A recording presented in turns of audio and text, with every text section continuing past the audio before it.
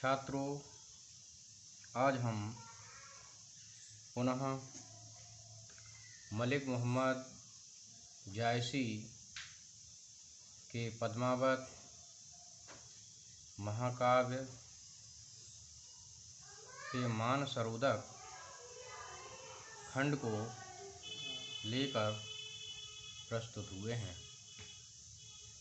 यह काव्य पंक्तियाँ भी अत्यंत महत्वपूर्ण काव्य पंक्तियाँ हैं, जो अक्सर व्याख्या प्रकरण के अंतर्गत परीक्षाओं में पूछी जाती हैं। तो आइए छात्रों, आज हम इसी की चर्चा करते हैं।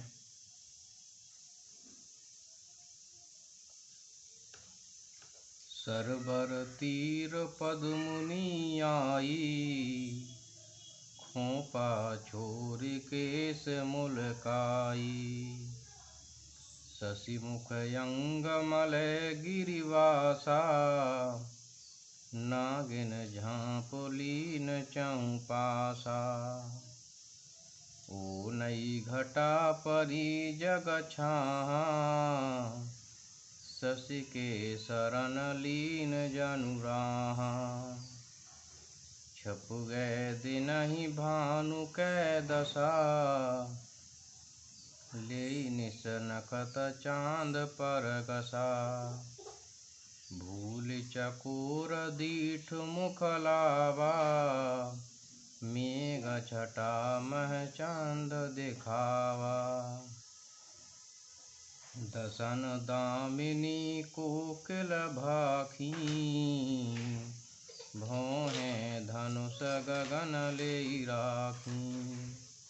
नैन खंजन दुई केल करेहीं, कुछ नारंग मधुकर रस लेहीं। सरवर रूप विमोहा, हिय हिलोर हिले। पाँव छुबे मक पावें, ये मिस लहरई दे। सरवर तीर पद्मिनी आई, खोपा छोर केश मुलकाई। यह काव्य पंक्तियाँ पद्मावती अपनी सखियों के साथ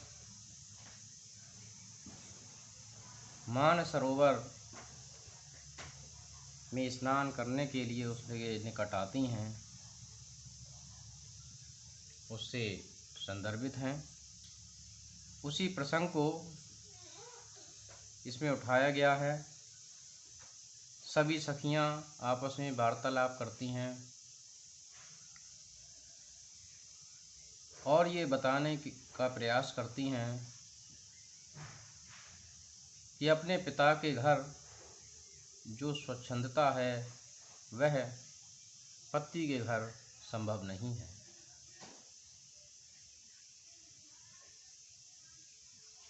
और वे सब इस बात को समझ लेती हैं। इसके बाद ये मानसरोवर के जल में स्नान करने के लिए सहमत होती हैं।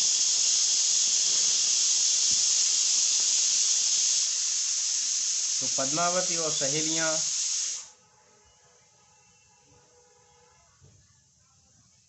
मानसरोवर के तीर अर्थात किनारे पर हैं अभी।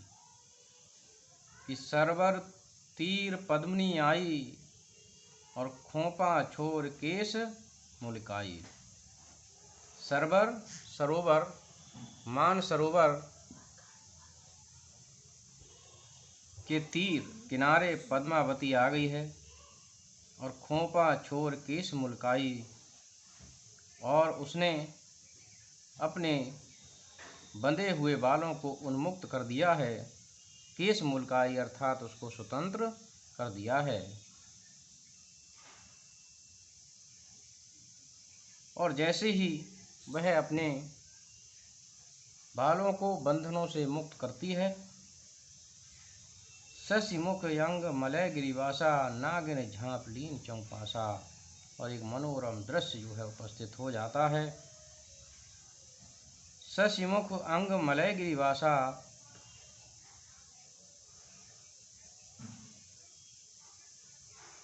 उसका चंद्रमा रूपी मुख और मलयगिरी रूपी वास अर्थात सुगंध उसके शरीर से आती है। और नागिन झांप लीन चहुपासा, और ऐसा लगता है जैसे उस चंद्रमा रूपी मुख के लिए नागिन झांप लीन चौपासा अर्थात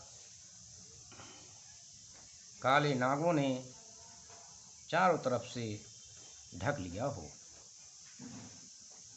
ऊनई घटा परी जग छाहा, सस के शरण लीन जनवाहा। और उसके काले घने उन्मुक्त बालों को देखकर ऐसा प्रतीत हुआ मानो ऊनई घटा परी जग छाहा। ऊनई माने उमड़ आई हो, घटा माने घटा, जग माने संसार में, छाहा माने आच्छादित हो गई हो। ऐसा प्रतीत हुआ जैसे उसके काले घने उन्मुक्त बालों से पूरे संसार में काली घटाएं उमड़ आई हों। काली घटाओं ने संसार को आच्छादित कर लिया हो।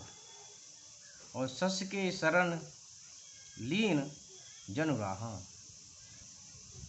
शशि कहते हैं चंद्रमा के लिए कि सस के शरण माने शरण, लीन जनुराहा मानो राहु ने चंद्रमा की शरण ले ली हो।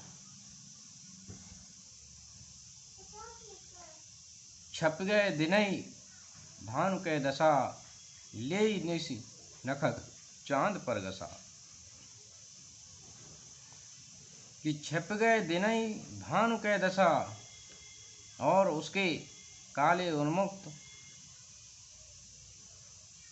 बालों की काली घटाओं के कारण छिप गए दिनई, ऐसा लगा मानो कि दिन छिप गया हो। और भानु के दशा अर्थात सूर्य का प्रकाश भी समाप्त हो गया हो।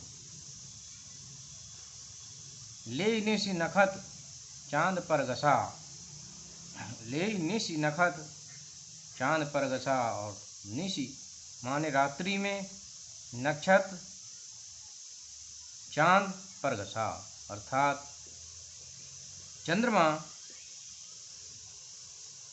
रात्रि में उदित हो गया हो। इतना अनुपम सौंदर्य पद्मावती का दिखाई दे रहा है। और इस अनुपम सौंदर्य को देखकर भूल चकोर दीठ मुख लावा, और मेघ छटा में चंद्र दिखावा। भूल चकोर दीठ मुख लावा, और जो चकोर पक्षी है, दीठ माने दृष्टि, मुख लावा, चकोर ने आकाशीय चंद्रमा को भूलकर पद्मावती के चंद्रमा रूपी मुख से दृष्टि लगा ली। और मेघ छटा में चंद्र दिखावा, और बादल रूपी मेघों में उसके लिए पद्मावती रूपी मुख का चंद्रमा उसे दिखाई देने लगा। दसन दामिनी कोकिल भाखी, और उसकी दंत पंक्तियां एकदम बिजली की तरह चमक रही थीं। कोकिल भाखी, और उसकी वाणी कोयल की भांति मधुर वाणी थी। भौहें धनुष गगन ले राखी, और उसकी तनी हुई भौहें इंद्रधनुष के समान लग रही थी। नैन खंजन दोई केल करही और नेत्र रूपी खंजन पक्षी अपनी केली क्रीडाएं कर रहे हैं और कुछ नारंग मधुकर रस लेही, और ऐसा लग रहा था जैसे कि कुछ रूपी नारंगी का भौरे रसपान कर रहे हों। सरवर रूप विमोहा हिय हिलोर हिलेहि, पाँव छुए मक पावें एह मिस लहरे देई। और ये मनोरम दृश्य देखकर, उसके सौंदर्य को देखकर सरवर रूप विमोहा अर्थात जो सरोवर है, मान सरोवर है, वह स्वयं उस पर विमोहित हो गया। हिय हिलोर ले, और उसके हृदय में उत्ताल तरंगें तरंगायित होने लगीं। पाँव छुए मक पावे, और उसके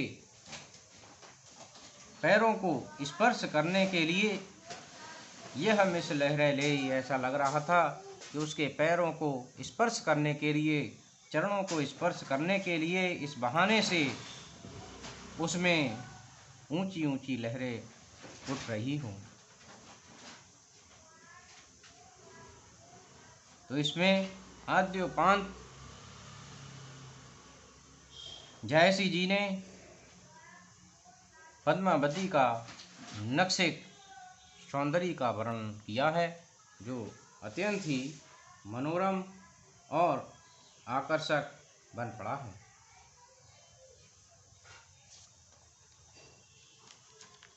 उन्होंने इस